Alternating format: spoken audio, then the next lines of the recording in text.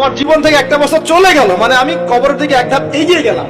এখন এগিয়ে যাওয়ার খুশিতে আপনি আজকে উৎসব পালন করছেন। আস্তাগফিরুল্লাহ, কি বুদ্ধি মাথায় দেখেন। জীবন থেকে একটা বছর হায়াত কেটে পড়ে গেল, এটাতে সে খুশি হয়েছে এবং খুশি হয়ে সে উৎসব পালন করছে, কনসার্ট করছে, ঢাকঢোল পিটাচ্ছে এবং পিকনিক করছে।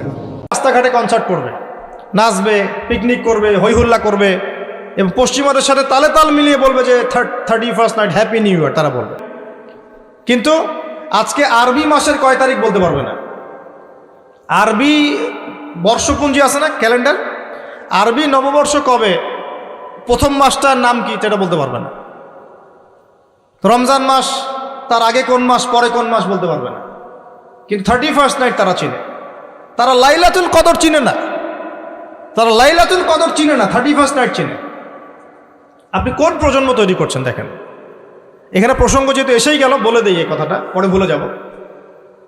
যে খ্রিস্টপূর্ব প্রায় 46 সালের দিকে এক ব্যক্তি ছিল, তার নাম ছিল জুলিয়াস সিজার। কি নাম? Julius Caesar. এগুলো আমি আসলে অনেকদিন আগে পড়েছি, আমার মাথায় এত লাইভলি নাই, আর এগুলোর চর্চা করা আমি বন্ধ করে দিয়েছি। আমাদের ফিলোসফি কিছু বই ছিল, এগুলোতে হিস্ট্রিগুলো ঘাটা ছিল সবগুলো, আর হিস্ট্রির একজন গভীর ছাত্র।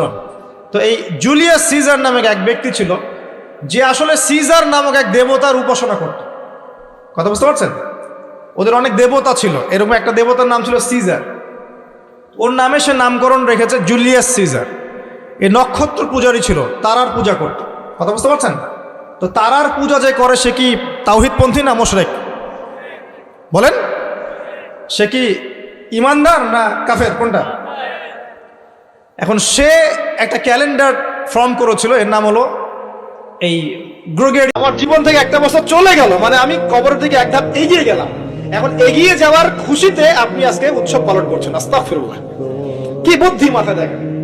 জীবন থেকে একটা বছর হায়াত কেটে পড়ে গেল, এটাতে সে খুশি হয়েছে এবং খুশি হয়ে সে উৎসব পালন করছে।